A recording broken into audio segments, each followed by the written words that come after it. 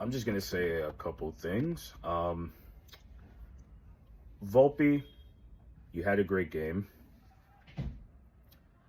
Ben Rice, you continue to rake. David Bednar, you're not a true closer.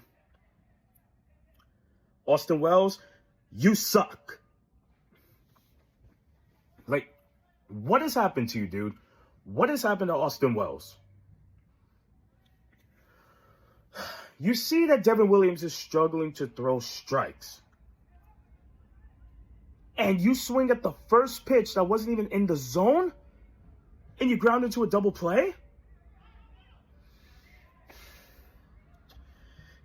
Yankees, please, please, please. Call up Carlos Agane and keep playing JC Escara and stop with this Austin Wells crap. He's not good. He's done.